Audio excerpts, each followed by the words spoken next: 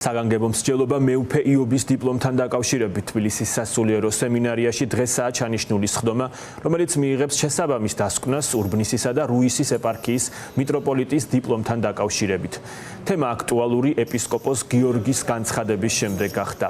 მარნეულისა და ჰუჯაბის ეპარქიის მმართველმა განაცხადა, რომ მეუფე იობის დიპლომი გაუჩინარებულია და ეჭვი გამოთქვა, რომ დოკუმენტი მოიპარეს. უმაღლესი სასულიერო განათლება ერთ-ერთი კრიტერიუმია პატრიარქობისათვის ბრძოლაში. დია ბაძაღუა აგრძელებს ამ თემაზე ფორმულას პირდაპირ ეთერში საუბრს. სამი საპატრიარქო კანდიდატიდან ერთ-ერთის რუისისა და ურბნისის მიტროპოლიტის მეუფე იობის დიპლომთან დაკავშირებით თბილისის სასულიერო სემინარიაში სხდომა დღეს არის ჩანიშნული, სადაც კომისია მიტროპოლიტის მიერ წარდგენილ დოკუმენტაციასთან დაკავშირებით უნდა იმსჯელოს. ამის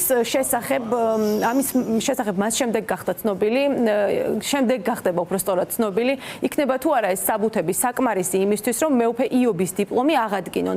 ამ თემაზე მსჯელობა გუშინ მარნეულისა და ჰუჯაბის ეპისკოპოსის გიორგი ჯამდელიანის მიერ გაკეთებული განცხადების შემდგომ დაიწყო. მან თქვა, რომ მეუფე იობის დიპლომი მისივე რეზიდენციიდან გაქრა.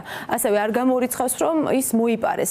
ჩვენ ვესაუბრეთ მეუფე გიორგის, ის ამბობს, რომ მიმდინარეობდა რუის-ურბნისის მიტროპოლიტის მიზანმიმართული დისკრედიტაცია, ამიტომ ისინი იძულებულები გახდნენ ამ თემაზე საჯაროდ ესაუბრათ.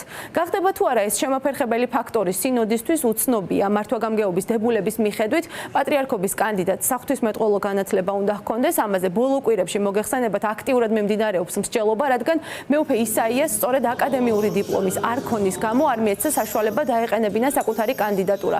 ასევე ამის შემდგომ აღმოჩნდა, რომ საღვთისმეტყველო განათლების დამადასტურებელი დოკუმენტი არ ჰქონდა მეუფე დანიელსაც. ეპისკოპოსი გიორგი ჯამდელიანი ამბობს, რომ მათ აქვთ დიპლომის ასლი, რომელიც მეუფე ზოსიმეს მიერაა დამოწმებული, სწორედ ის იყო იმ პერიოდში სასულიერო სასწავლებლის რექტორი. გარდა ამისა, ჰყავთ, როგორც ამბობს, სხვა მოწმეებიც, რომლებიც შეძლებენ იმის დადასტურებას, რომ მეუფე იობს ნამდვილად აქვს მიღებული საღვთისმეტყველო განათლება. საერთოდ ამ საკითხის გახმაურებას ჩვენ არ ვაპირებდით. რომ გვინდოდა, რომ მაინც რაღაცა ზედმეტი რაღაცა ღელვარება არ შეგვეტანა საზოგადოებაში და საერთოდ საეკლესიო წრეებში. თუმცა იცით რა არის, მიდიოდა მიზანმიმართული შიდა საეკლესიო სივრცეში და ასეთი ესე ვთქვათ მეუფე იობის მიმართ ერთგვარი დისკრედიტაცია, რომ თითქოს ის სრულობს და დიპლომი არ აქვს. დისკრედიტაციის მცდელობები ახსენეთ. სინოდის წევრებს შორის იყო ეს თუ სხვა სასულიერო პირებიც იგულისხმებიან ამაში, როგორ შეიძლება გავიგოთ? ზოგადად საეკლესიო წრეებში აი რაღაცა არ ვიცი ვისგან, რომ რაღაცა აზრი შეგნებულად, მე ვფიქრობ მიზანმიმართულად დისკრედიტაცია ხდებოდა მეუფის მიმართ და ავრცელებდნენ ასეთ ჭორს, რომ თითქოს მას არ აქვს დიპლომი და ცრუობს. გუშინ თქვით, რომ 2 თვის წინ ნახა მეუფე იობმა ბოლოს ეს დიპლომი, ხომ?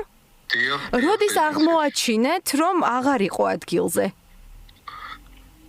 ესე იგი, როდესაც საბუთების მიწოდება გახდა საჭირო საპატრიარქოში, მეუფემ მოიძია ეს დიპლომი და არ აღმოჩნდა ადგილზე.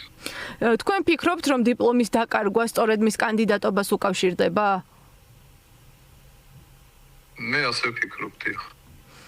და ეს უკვე ვეღარ დაუკავშირდება, იმიტომ რომ სინოდმა მეუფე ზოსიმე, რომელიც გახდათ მცხეთის სასულიერო სემინარიის რექტორი, მან თავისი ბეჭდით ხელმოწერით დაამოწმა, რომ მაშინ უდელმონაზო ნიობა ქიაშვილზე მის მიერ გაიცა დიპლომი. და ფიქრობთ, რომ ეს შეიძლება დამამკოლებელი ფაქტორი გახდეს სინოდისთვის და მოიხსნას მისი კანდიდატურა? ფაქტორი, რადგან სინოდი არის მაღალი საეკლესიო მაღალი საკანონმდებლო ორგანო, რომელმაც უკვე დაამოწმა და ესე ვთქვათ დააკმაყოფილა კანდიდატის კრიტერიუმები. ეს ყველაფერი არჩევნებზე შეიძლება აისახოს, იმიტომ რომ ჯერ ერთი მეუფე იობს, ვინც იცნობს მის მოღვაწეობას, მის წარსულს და დღევანდელობას, ხომ? როგორ შეიძლება ასეთ დამსახურებულ მდელთავარზე, რომლის ბაგეს სიცრუე არ გაკარებია, არასოდეს ვერავინ ვერ იტყვის ამას და აი ესეთი რაღაცა ცილი დასწავო თბილისის სასულიერო სემინარიის რექტორი ამჟამად პროტოპრესვიტერი გიორგი ზვიადაძეა. მან დაგვიდასტურა, რომ ჩანიშნულია სხდომა, რომელიც პროცედურულ საკითხებს შეეხება. გარდა ამისა, ვესაუბრეთ სემინარიის ხარისხის მართვის სამსახურის უფროსს, რომელმაც ჩვენ კითხვაზე პასუხად გითხრა, რომ მეუფე იობმა სემინარიას სინოდის ბოლო სხდომის შემდგომ მიმართა. როდის იქნება საბოლოო გადაწყვეტილება ჯერჯერობით უცნობია, რადგან როგორც ის გვეუბნება, მსჯელობას დრო სჭირდება. სხვა დეტალები კომისიასა და განსახილველ საკითხთან დაკავშირებით შეგიძლიათ სატელეფონო საუბრიდან მოისმინოთ. მეუფე იობის წერილის საფუძველზე ჩვენ დავიწყეთ საქმის წარმოება. შესაბამისად ვიძიებთ უკვე ამ დოკუმენტაციას ამ წლებთან დაკავშირებით. ვინ შედის შემადგენლობაში კომისიის? კომისიის შემადგენლობაში შედის ფაკულტეტის საბჭოს წევრები და ხესე პიროვნებს ვერ დაგიკონკრეტებთ. აქამდე თუ ყოფილა მსგავსი შემთხვევა თუ გქონიათ თქვენ პრაქტიკაში? მსგავსი შემთხვევა პრაქტიკაში სხვადასხვა წლებში ყოფილა რასაკვირველია. როგორია ხოლმე გადაწყვეტილება ასეთ შემთხვევებში? ნახეთ, ასეთ შემთხვევაში ჩვენ ამოვდივართ კანონიდან გამომდინარე, თუ შესაბამისად იქნება დოკუმენტაციას უყოფილი და ის რეალური ინფორმაციას მოგვაწვდის, რომ თქვათ კვალიფიკაციაზე უნდა გავიდეს, შესაბამისად მიიღებს დადიქტატებს. თინდაც მე როგორ გითხრათ, როგორი იქნება.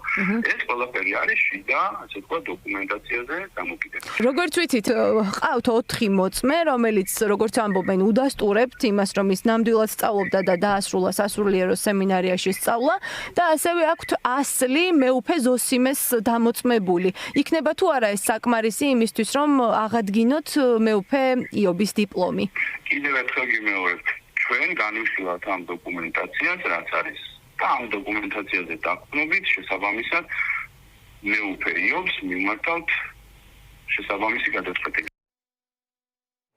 აღუდგენს თუ არა სასულიერო სემინარია მეუფე იობს დიპლომს, გახდება თუ არა ფიზიკური სახით დიპლომის არარსებობა შემაფერხებელი ფაქტორი სინოდისთვის და შესაძლოა თუ არა რომ ამის გამო პრობლემური გახდეს მისი კანდიდატურა. ეს ის კითხვებია, რომელზე პასუხის მოპოვებასაც ვცდილობთ, მათ შორის საპატრიარქოდანაც და უფრო მეტს ამაზე შემდგომ გამოშვებაში მოგიყვებით.